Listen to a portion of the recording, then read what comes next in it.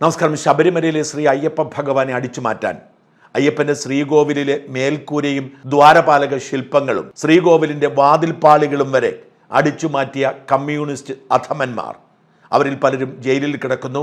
ഇനിയും ജയിലിൽ കിടക്കാൻ വേണ്ടി പലരും തയ്യാറായിക്കൊണ്ടിരിക്കുന്നു. ഈ പശ്ചാത്തലത്തിൽ ശബരിമല ക്ഷേത്രത്തിന്റെ കാര്യത്തിൽ മാത്രമല്ല, സകല ഹിന്ദു ക്ഷേത്രങ്ങളെയും കമ്മ്യൂണിസ്റ്റ് ഭീകരതയിൽ നിന്നും മോചിപ്പിക്കണം എന്ന വിചാരവും ആഹ്വാനവും ഉയർന്നു വരുന്നുണ്ട്. ക്ഷേത്രങ്ങൾ സംരക്ഷിക്കാൻ വിശ്വാസികളായ ഹിന്ദുക്കളുണ്ട്. അവിശ്വാസികളായ കമ്മ്യൂണിസ്റ്റുകാർ ക്ഷേത്രങ്ങളിൽ കണ്ണുവയ്ക്കേണ്ട, അവർ കണ്ണുവയ്ക്കുന്നത് അവിടുത്തെ സ്വത്തുക്കൾ അടിച്ചു മാറ്റാനാണ് എന്ന് എല്ലാവരും മനസ്സിലാക്കിയിരിക്കുന്നു. ഒരു വിശ്വാസിയുടെ കുപ്പായം ധരിച്ചുകൊണ്ട് മുൻ കോന്നി MLA-യും CPM-ന്റെ മുതിർന്ന നേതാവുമായ പത്മകുമാർ കാട്ടിയ വൃത്തികേട്, നീചത്വം ഓരോ ഭക്തന്റെയും മനസ്സിൽ മുറിവേൽപ്പിക്കുന്നു. അവിശ്വാസം ഏറ്റുപറഞ്ഞുകൊണ്ട് ദേവസ്വം കമ്മീഷണറായി ഇരുന്ന വാസു ചെയ്തതിനേക്കാൾ വലിയ ക്രൂരതയാണ് പത്മകുമാർ വിശ്വാസ സമൂഹത്തോട് ചെയ്തത് എന്നതിന് തെളിവുകൾ ഓരോന്നായി പുറത്തു വരുന്നു. പത്മകുമാറും പോറ്റിയും തമ്മിൽ വലിയ ഭൂമി ഇടപാടുകൾ ഉണ്ടായിരുന്നു എന്നതിന്റെ തെളിവുകൾ പത്മകുമാറിന്റെ വസതിയിൽ നടത്തിയ പരിശോധനയിൽ കിട്ടിയിട്ടുണ്ട് എന്നാണ് പ്രത്യേക അന്വേഷണ സംഘം വ്യക്തമാക്കുന്നത്. എന്ന് വെച്ചാൽ പത്മകുമാർ നിരപരാധിയാണ് എന്ന് സംശയിച്ച നമ്മളൊക്കെ വിഡ്ഢികളായി എന്നർത്ഥം. ഭഗവാനെ തന്നെ അടിച്ചുമാറ്റി സ്വത്ത് വർദ്ധിപ്പിക്കാൻ ശ്രമിച്ചവരൊക്കെ ഇപ്പോൾ ഇരുമ്പഴി എണ്ണിക്കൊണ്ട് കൈകാലിട്ടടിച്ച് നിലവിളിക്കുന്നത് കാണുമ്പോൾ സത്യത്തിന്റെ വിജയം ഒരിക്കൽ കൂടി തെളിയുകയാണ്. ഈ പശ്ചാത്തലത്തിൽ വിശ്വാസികൾക്ക് ഒന്നേ പറയാനുള്ളൂ: ഈ കമ്മ്യൂണിസ്റ്റ് നരാധമന്മാരിൽ നിന്നും ഭഗവാനെ എങ്ങനെയെങ്കിലും രക്ഷിച്ചെടുക്കണം. എന്താണ് വഴി? നമ്മളൊന്ന് ചിന്തിച്ചു നോക്കുക. ശബരിമലയിലേക്കുള്ള ഓരോ തീർത്ഥാടനവും ഒരു ദുരന്തമായി, വേദനയായാണ് ഓരോ മനുഷ്യന്റെ മനസ്സിൽ അവശേഷിക്കുന്നത്. അവനത് പുറത്ത് പറയാത്തത് വേദനയും യാതനയും ക്ലേശവും ഒക്കെ അനുഭവിച്ച് വേണം ഭഗവാനെ കാണാൻ എന്നതുകൊണ്ടാണ്. എന്നാൽ എന്തിനാണ് നമ്മൾ അനാവശ്യമായ ക്ലേശം അനുഭവിക്കുന്നത്? ഭഗവാനെ കാണാനുള്ള പമ്പയിൽ നിന്നുള്ള യാത്ര തന്നെ ക്ലേശകരമാണ്. ആ ക്ലേശം അനുഭവിച്ച് ഭഗവാനെ കണ്ടുവരുമ്പോൾ നമുക്ക് സുഖവും കിട്ടും. എന്തിനാണ് ജീവൻ അപായപ്പെടുത്തുന്ന തരത്തിൽ ഒരു ദുരന്തമായി, ഉറക്കം നഷ്ടപ്പെട്ട ഒരു മഹാദുരന്തമായി നമ്മുടെ തീർത്ഥാടനം മാറേണ്ടത്? നമുക്ക് ഈ തീർത്ഥാടനത്തെ ഒരു ഭക്തിയുടെ ഉത്സവമാക്കി മാറ്റിക്കൂടെ? ലാഹ മുതൽ സന്നിധാനം വരെയും എരിമേലി മുതൽ സന്നിധാനം വരെയും ഒരു തീർത്ഥാടന സർക്യൂട്ടായി കരുതി അവിടെ മുതൽ തന്നെ എല്ലാ സൗകര്യങ്ങളും ഒരുക്കി അയ്യപ്പനെ അനുഭവിച്ച് നമുക്ക് തീർത്ഥയാത്ര നടത്തിക്കൂടെ?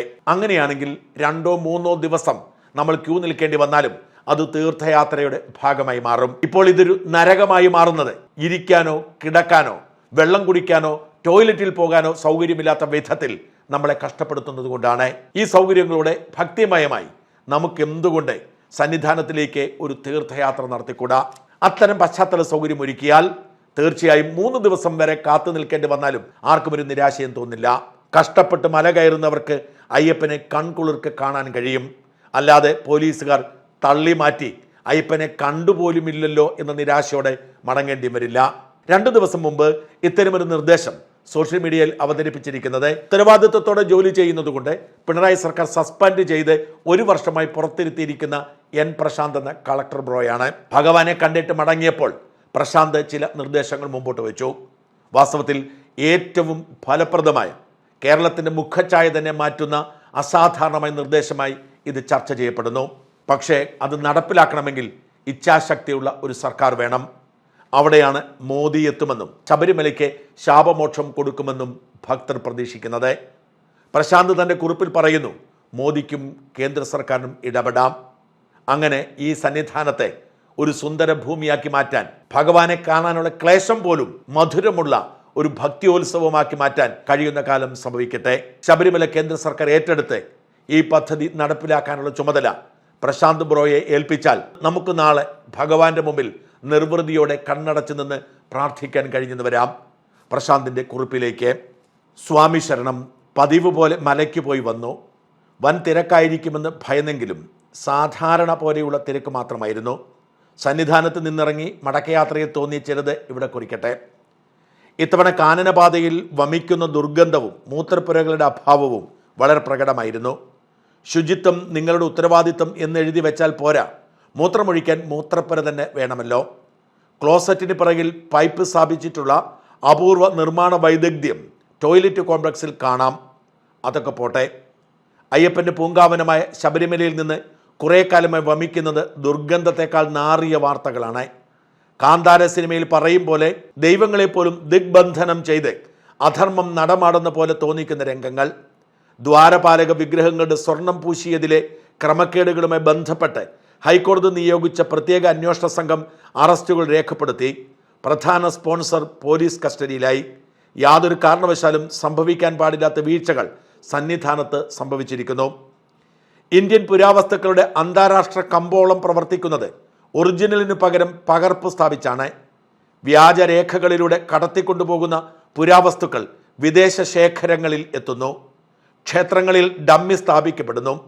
സുഭാഷ് കപൂർ പുരാവസ്തു കടത്ത് ശൃംഖല പോലെയുള്ള പ്രമാദമായ കേസുകൾ കാണിക്കുന്നത് സ്വർണ്ണക്കടത്തിനേക്കാൾ ഭീകരമാണ് ഇന്ത്യൻ പുരാവസ്തു കടത്ത് എന്നാണ്. സ്വർണ്ണക്കടത്ത് വിട്ട് പുരാവസ്തു കടത്തിലേക്ക് ആൾക്കാർ ഡൈവേഴ്സിഫൈ ചെയ്യുകയാണോ എന്ന് സംശയിക്കേണ്ടിയിരിക്കുന്നു. നിലവിലെ അന്വേഷണം 2 FIRകളിലായാണ് പുരോഗമിക്കുന്നത്. ഒരു കേസിൽ തിരുവിതാംകൂർ ദേവസ്വം ബോർഡ് തന്നെ 8ാം പ്രതിയായി ചേർക്കപ്പെട്ടു. മറ്റൊന്നിൽ 2019 ദേവസ്വം ബോർഡ് അംഗങ്ങൾ, ഉദ്യോഗസ്ഥർ, കരാറുകാർ എന്നിവർ പ്രതികളാണ്. അന്വേഷണത്തിന്റെ കടുപ്പം കൂട്ടിയതോടെ പല ഉദ്യോഗസ്ഥരും സസ്പെൻഡ് ചെയ്യപ്പെട്ടു.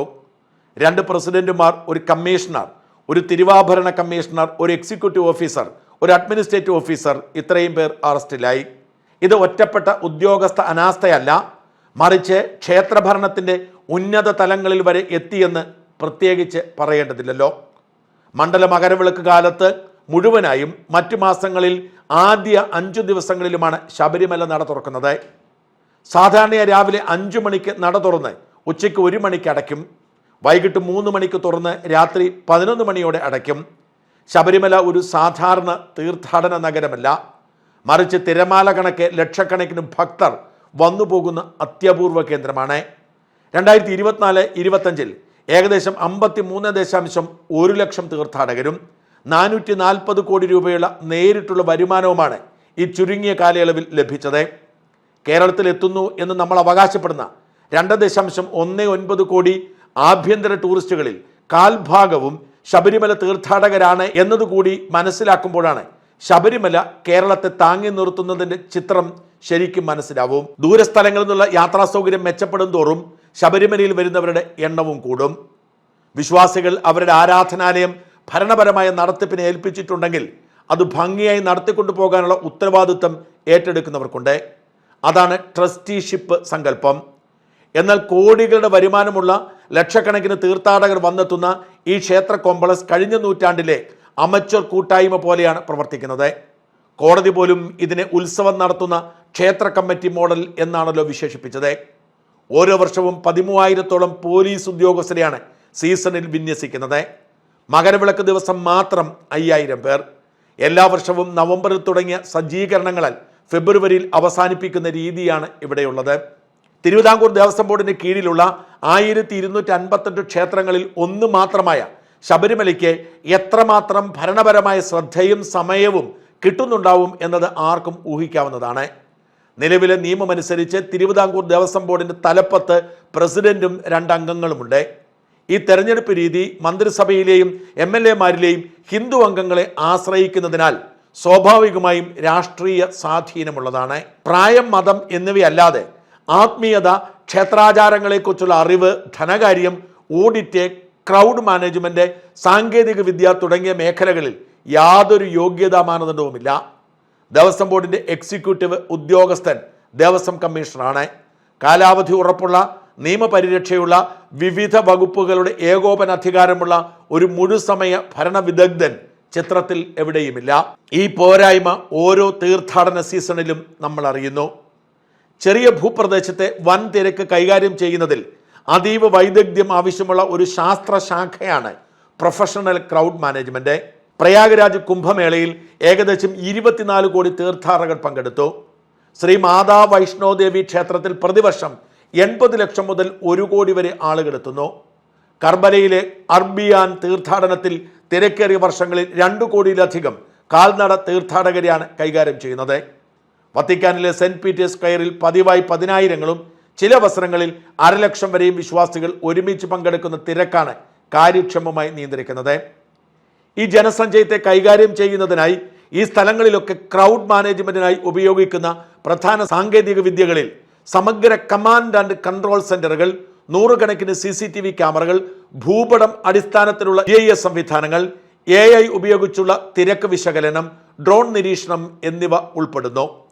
കൂടാതെ നിർബന്ധിത രജിസ്ട്രേഷനോട് കൂടിയ RFID QR കാർഡുകൾ, സമയം നിശ്ചയിച്ച സ്ലോട്ട് അടിസ്ഥാനത്തിലുള്ള പ്രവേശനം, കയറാനും ഇറങ്ങാനുമുള്ള വേർതിരിച്ച പാതകൾ, പ്രത്യേക സ്കൈ വോക്കുകൾ, പല തലങ്ങളിലുമുള്ള സുരക്ഷാ വലയങ്ങൾ, റൂട്ട് വൈവിധ്യം അനുസരിച്ചുള്ള വിശ്രമ സേവന ക്യാമ്പുകൾ, മെഡിക്കൽ പോസ്റ്റുകൾ, മുൻകൂട്ടി നൽകുന്ന ടിക്കറ്റ് സംവിധാനം, വിമാനത്താവളത്തെ അനുസ്മരിപ്പിക്കുന്ന സ്കാനറുകൾ, കർശനമായി നിയന്ത്രിക്കുന്ന പ്രവേശന പുറത്തുകടക്കൽ കവാടങ്ങൾ, തിരക്കിനെ സെഗ്മെന്റുകളാക്കി കൈകാര്യം ചെയ്യുന്ന ബാരിക്കേഡ് ക്രമീകരണങ്ങൾ, ഫീൽഡ് യൂണിറ്റുകളുടെയും സന്നദ്ധ പ്രവർത്തകരുടെയും റിയൽ ടൈം ഏകോപനം തുടങ്ങിയ തന്ത്രങ്ങളും ഇതിൽ പ്രധാനമാണ്. ഏതെങ്കിലും ഒരു മാതൃക അതേപടി പകർത്തുകയല്ല, മറിച്ച് സാങ്കേതിക വിദ്യയും രീതികളും മലമ്പ്രദേശത്തെ വനക്ഷേത്രത്തിന്റെ പ്രത്യേക സാഹചര്യങ്ങൾക്കനുസരിച്ച് മാറ്റിയെടുക്കുകയാണ് ചെയ്യേണ്ടത്. അതായത് നെതർലൻഡിലെ നദിയല്ല പമ്പ എന്ന് തിരിച്ചറിഞ്ഞ് വേണം പദ്ധതികൾ ആസൂത്രണം ചെയ്യാൻ. പരിസ്ഥിതിയെയും ആചാരങ്ങളെയും മാനിച്ചുകൊണ്ട് തീർത്ഥാടകരെ ഒരു സ്വാഭാവിക പ്രവാഹമായി കാണുന്നതിന് കുംഭമേള മാതൃകയിലുള്ള സെക്ടർ തിരിക്കൽ, വൈഷ്ണോദേവി മാതൃകയിലുള്ള RFID ഉപയോഗിച്ചുള്ള നിയന്ത്രണം, അർബൈൻ മാതൃകയിലുള്ള റൂട്ട് തിരിച്ചുള്ള സ്റ്റേജിംഗ്, സെന്റ് പീറ്റേഴ്സ് സ്ക്വയർ മാതൃകയിലുള്ള ബാരിയർ ഉപയോഗിച്ചുള്ള രൂപകൽപ്പന എന്നിങ്ങനെ ഉപയുക്തമായവ വേണം പ്രയോഗിക്കാൻ. ശാസ്ത്രം ഇത്രയേറെ പുരോഗമിച്ചിട്ടും വടം കെട്ടി തിരിച്ചു പോലീസിനെ വിന്യസിക്കലാണ് ക്രൗഡ് കൺട്രോൾ എന്ന് വിശ്വസിക്കുന്നിടത്താണ് നമ്മുടെ പരാജയം. പ്രത്യേകിച്ച് കുത്തനെയുള്ള ചരിവിൽ കയറ് കെട്ടി ആൾക്കൂട്ടം നിയന്ത്രിക്കുന്നത് അപകടം വിളിച്ചു വരുത്തിക്കലാണ്. നിലയ്ക്കൽ പമ്പ സംവിധാനം എന്നിവയെ ഒന്നായി കണ്ട് എഞ്ചിനീയറിംഗ് ചെയ്ത് ഏകീകൃത ആൾക്കൂട്ട നിയന്ത്രണ സംവിധാനമാണ് സൃഷ്ടിക്കേണ്ടത്. നിലയ്ക്കൽ പ്രധാന ബഫർ സോണായും തീർത്ഥാടകർക്ക് സ്വസ്ഥമായി വിശ്രമിക്കാനുള്ള കേന്ദ്രവുമാക്കണം. എന്നാൽ ഇത് ഭക്തരെ തടഞ്ഞു നിർത്തുന്ന സ്ഥലമായി അധപ്പതിക്കരുത്. ഭജനകളും വലിയ സ്ക്രീനിലെ വീഡിയോകളും എല്ലാം ചേർന്ന് ഭക്തിസാന്ദ്രമായ അന്തരീക്ഷമായിരിക്കണം ഈ കാത്തിരിപ്പ് വേള ഭക്തർക്ക് സമ്മാനിക്കേണ്ടത്. കെട്ടിടങ്ങളുടെ ഡിസൈൻ ലാൻഡ്സ്കേപ്പുമായി ഇഴുകിയിരിക്കണം. ഭാവനാപൂർണമായ അപ്രോച്ച് ഉണ്ടെങ്കിൽ അയ്യപ്പൻ്റെ കഥകളും തീമും കാനനത്തിൻ്റെ അന്തരീക്ഷവും ഒക്കെയായി മറക്കാനാവാത്ത അനുഭവമാക്കാൻ സാധിക്കും ഓരോ മലകയറ്റവും. ഒരു ഇൻ്റഗ്രേറ്റഡ് കമാൻഡ് ആൻഡ് സെൻറ്റർ സ്ഥാപിച്ച് വിവരശേഖരണത്തിന് virtual queue data, RFID QR പാസുകൾ, KSRTC ടിക്കറ്റിംഗ്, CCTV ഡ്രോണുകൾ എന്നിവയിൽ നിന്നുള്ള തത്സമയ ഡാറ്റ എടുക്കാൻ സാധിക്കും. ദുരന്ത നിവാരണ, മെഡിക്കൽ, പോലീസ്, ദേവസ്വം, വനം വകുപ്പുകളെ ഒരൊറ്റ ഓപ്പറേഷൻസ് റൂമിൽ സംയോജിപ്പിക്കേണ്ടത് അത്യാവശ്യമാണ്. സന്നിധാനത്തിന് ചുറ്റുമുള്ള മലകയറ്റത്തിനും ഇറക്കത്തിനുമായി ഏകദിശ പാതകൾ സജ്ജീകരിക്കണം. ഓരോ സ്ഥലത്തും, അതായത് തിരുമുറ്റം, ഉൾപ്രകാരം, മാളികപ്പുറം, അന്നദാന കേന്ദ്രങ്ങൾ, ഉൾക്കൊള്ളാൻ കഴിയുന്ന പരമാവധി ആളുകളുടെ എണ്ണം, ഒക്യുപ്പൻസി ത്രഷോൾഡ് നിശ്ചയിച്ച് പ്രസിദ്ധപ്പെടുത്തേണ്ടതാണ്. തിരക്ക് സുരക്ഷിതമായി പരിധി കടക്കുമ്പോൾ ഓട്ടോമാറ്റിക് ഗേറ്റ് നിയന്ത്രണം വഴി ഇത് ഉറപ്പാക്കണം. തിരക്ക് കുറയ്ക്കുന്നതിനായി ഭൂപ്രകൃതി അനുസരിച്ച് മലയിൽ പല തട്ടുകളായുള്ള ഭക്തിസാന്ദ്രമായ കാത്തിരിപ്പ് കേന്ദ്രങ്ങളും സ്കൈ വോക്ക് മാതൃകയിലുള്ള നിർമ്മാണങ്ങളും പരിഗണിക്കാവുന്നതാണ്. ഇത്തരം കേന്ദ്രങ്ങളിൽ ഭക്തരുടെ ഒഴുക്ക് മുൻകൂട്ടി മനസ്സിലാക്കാൻ കഴിയുന്ന ക്രൗഡ് മോഡലിംഗ് ആണ് പ്രധാനമായും ഉപയോഗിക്കുന്നത്. സെല്ലുലാർ ഡാറ്റ ട്രാക്കിംഗ് വഴിയും ആർട്ടിഫിഷ്യൽ ഇൻ്റലിജൻസ് അടിസ്ഥാനമാക്കിയുള്ള CCTV ഫീഡ് വിശകലനം വഴിയും ജനങ്ങളുടെ സാന്ദ്രത തത്സമയം നിരീക്ഷിക്കാൻ സാധിക്കും. മെട്രോ പോലെയുള്ള തിരക്കേറിയ ഗതാഗത ശൃംഖലകളിൽ ഉപയോഗിക്കുന്നത് പോലെ സന്ദർശകരെ വിവിധ ബാച്ചുകളിലായി തിരിച്ച് നിശ്ചിത സമയ ഇടവേളകളിൽ മാത്രം പ്രധാന സ്ഥലങ്ങളിലേക്ക് കടത്തിവിടുന്ന ടൈംഡ് എൻട്രി സ്ലോട്ടിംഗ് സിസ്റ്റം ഇവിടെ ഫലപ്രദമായി നടപ്പാക്കാം. എന്നാൽ സാങ്കേതിക വിദ്യ പോലെ തന്നെ പ്രധാനമാണ് റൂട്ട് ഡിസൈൻ അഥവാ രൂപകൽപ്പന. തീർത്ഥാടന പാതകൾ, ക്യൂ കോംപ്ലക്സുകൾ, കാത്തിരിപ്പ് കേന്ദ്രങ്ങൾ, വിശ്രമ സ്ഥലങ്ങൾ എന്നിവയുടെ രൂപകൽപ്പന ജനങ്ങളുടെ ഒഴുക്കിനെ സ്വാഭാവികമായി നിയന്ത്രിക്കാൻ കഴിയും വിധമായിരിക്കണം. തിരക്ക് കൂടുന്ന സ്ഥലങ്ങളിൽ തിരക്ക് കുറയ്ക്കുന്നതിന് സഹായിക്കുന്ന താഴത്തെ കുന്നുകളിലെ സൗകര്യ വികേന്ദ്രീകരണം പോലെയുള്ള തന്ത്രങ്ങൾ രൂപകൽപ്പനയുടെ ഭാഗമാണ്. ഏതെങ്കിലും അടിയന്തര സാഹചര്യം ഉണ്ടായാൽ ആളുകളെ ഉടൻ ഒഴിപ്പിക്കാനുള്ള വ്യക്തമായ ഒഴിയൽ പാതകളും ജീവനക്കാർക്ക് നൽകുന്ന കൃത്യമായ പ്രതിസന്ധി ഘട്ട പരിശീലനങ്ങളും പ്രൊഫഷണൽ ക്രൗഡ് മാനേജ്മെന്റിന്റെ അവിഭാജ്യ ഘടകങ്ങളാണ്. ചുരുക്കത്തിൽ സുരക്ഷ ഉറപ്പാക്കുന്നതിനൊപ്പം ഭക്തർക്ക് ശാന്തവും സുരക്ഷിതവുമായ ദർശനം സാധ്യമാക്കുന്നതിൽ രൂപകൽപ്പന നിർണായക പങ്ക് വഹിക്കുന്നു. നിലയ്ക്കൽ പമ്പ സന്നിധാനം ഇടനഴി പാരിസ്ഥിതികമായി അതിലോലമാണ്. 2.7 കിലോമീറ്റർ ചരക്ക് റോപ്പ് വേ സ്ഥാപിക്കാൻ പോലും വനം പരിസ്ഥിതി വകുപ്പുകളുടെ കർശനമായ അനുമതികളും ഉന്നത ഭരണത്തിന്റെ ഏകോപനവും ആവശ്യമാണ്. ഇവിടെയാണ് ശബരിമല സൗകര്യങ്ങൾക്കും വൈവിധ്യത്തിനുമുള്ള പ്രാദേശിക authority, Sabarimala amenities and biodiversity area regional authority എന്ന ആശയം പ്രസക്തമാവുന്നത്. നിലയ്ക്കൽ പമ്പ സന്നിധാന മേഖലയുടെ മേൽനോട്ടത്തിനായി സ്ഥിരമായി ഭരണകാലാവധിയുള്ള മുതിർന്ന ഒരു IAS ചീഫ് എക്സിക്യൂട്ടീവിന്റെ നേതൃത്വത്തിൽ വർഷം മുഴുവൻ പ്രവർത്തിക്കുന്ന പ്രൊഫഷണലായ ഒരു അതോറിറ്റി ആയിരിക്കണം ശബരി. ധനകാര്യം, സുരക്ഷാ ആസ്തികൾ, ശുചിത്വം, ഗതാഗതം എന്നിവയുടെ എല്ലാം മേൽനോട്ടം വഹിക്കാൻ പ്രാപ്തിയുള്ളവരെ വേണം നിയോഗിക്കാൻ. പ്രവർത്തന രീതികൾ ഊഹങ്ങളല്ല, കൃത്യമായ നിയമങ്ങളെ അടിസ്ഥാനമാക്കിയുള്ളതായിരിക്കണം. കണക്കുകൾ കൺകറന്റ് ഓഡിറ്റോടുകൂടി FMIS മാറണം. വിലപിടിപ്പുള്ള വസ്തുക്കൾ, ബാർകോഡിംഗ്, ടാമ്പർ ചെയ്യാൻ കഴിയാത്ത സീലുകൾ, CCTV നിരീക്ഷണങ്ങളിലുള്ള ഇരട്ട കസ്റ്റഡി എന്നിവ ഉറപ്പാക്കണം. ടെൻഡറുകൾ ഡിജിറ്റലും സുതാര്യവുമാകണം. ശുചിത്വം സ്ഥാപനവൽക്കരിക്കണം. എല്ലാ നിർമ്മാണ പ്രവർത്തനങ്ങളും പരിവേഷ് എന്ന സിംഗിൾ ഡിജിറ്റൽ സംവിധാനത്തിലൂടെ സമയബന്ധിതമായി പൂർത്തിയാക്കണം. മലയാളികളെക്കാൾ കൂടുതൽ ഇന്ത്യയുടെ മറ്റ് സംസ്ഥാനങ്ങളിൽ നിന്ന് ഭക്തജനങ്ങൾ വരുന്ന ദേശീയ പ്രാധാന്യമുള്ള തീർത്ഥാടന കേന്ദ്രമാണ് ശബരിമല ക്ഷേത്രം. മറ്റ് സംസ്ഥാനങ്ങളിൽ നിന്ന് വരുന്ന ഭക്തജനങ്ങൾ നമ്മുടെ കഴിവുകേടിനെക്കുറിച്ച് മാത്രമല്ല പറയുന്നത്. ഈ സിസ്റ്റം അപകടം കൂടാതെ ഓരോ സീസണും കടന്നു പോകുന്നതിലെ അത്ഭുതം കൂടിയാണ് അവർ പങ്കുവയ്ക്കുന്നത്. നമ്മളെ കൊണ്ട് ഇതിനൊന്നും കഴിയില്ല എന്ന് പറയിക്കാതിരിക്കാനുള്ള ബോധമെങ്കിലും നമ്മൾ കാണിക്കണം. ആത്മാർത്ഥമായി ശ്രമിച്ചാൽ പ്രശ്നങ്ങൾ പരിഹരിക്കപ്പെടും. എന്നാൽ ശബരിമലയുടെ ദൗത്യം സംസ്ഥാനത്തിന് നിലവിലെ ശേഷിക്കപ്പുറമാണെങ്കിൽ ഭരണഘടനയിൽ അതിന് പരിഹാരമുണ്ട്. ആർട്ടിക്കിൾ 3 പ്രകാരം സംസ്ഥാന നിയമസഭയുടെ അഭിപ്രായം തേടിയ ശേഷം പാർലമെന്റിനെ ഒരു പുതിയ ഭരണ യൂണിറ്റ് രൂപീകരിക്കാം. അങ്ങനെയാണെങ്കിൽ സന്നിധാനം, മരക്കൂട്ടം, പമ്പ, നിലയ്ക്കൽ എന്നിവ ഉൾപ്പെടുന്ന ശബരിയെ കേന്ദ്രീകൃത കേന്ദ്രഭരണ പ്രദേശമായി പ്രഖ്യാപിക്കാം. വനം, പരിസ്ഥിതി വകുപ്പ് ഉൾപ്പെടെയുള്ളവയുടെ അനുമതികളും മറ്റും എളുപ്പത്തിലാവാൻ ഇത് സഹായിക്കും. കൂടുതൽ ഫണ്ടും സമഗ്രമായ പ്രോജക്റ്റ് നടത്തിപ്പും സൈന്യത്തിൻ്റെയും പാരാമിലിറ്ററിയുടെയും വിന്യാസവും സാധിക്കും.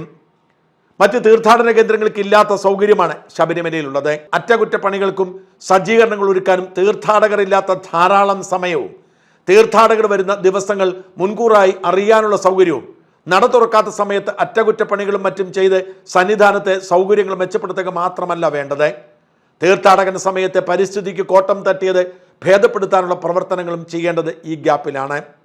സത്യത്തിൽ നമുക്ക് പറയാൻ ഒഴിവ് കഴിവുകളില്ല. കേവലം ആൾത്തിരക്ക് നിയന്ത്രിക്കൽ എന്നതിനപ്പുറം ആത്മീയതയിലും ഭക്തിയിലും ഊന്നിയുള്ള തീർത്ഥാടന അനുഭവം ഭക്തജനങ്ങൾക്ക് നൽകാൻ നമുക്കാവണം. ഇതെല്ലാം ഭംഗിയായി ചെയ്യാൻ ശബരിമലയിലെ ഒരു സീസണിലെ നടവരവ് തന്നെ അധികമായിരിക്കും. ഒരു സ്പോൺസറും ഇല്ലാതെ തന്നെ ദൈവത്തിൻ്റെ ഈ പൂങ്കാവനം നമുക്ക് വീണ്ടെടുക്കാവുന്നതേ ഉള്ളൂ. സ്വാമി ശരണം. അതിസുന്ദരമായി കുറിപ്പ് പിണറായിയുടെ കണ്ണു തുറപ്പിക്കില്ല എന്ന് തീർച്ചയാണ്. ഇനി അഥവാ ഭരണം മാറി വരികയാണെങ്കിൽ പുതുതായി വരുന്ന സർക്കാരിൻ്റെ കണ്ണു തുറപ്പിക്കട്ടെ. അതും കഴിയുന്നില്ലെങ്കിൽ മോദിയുടെയും അമിത്ഷായുടെയും കണ്ണു തുറപ്പിക്കട്ടെ.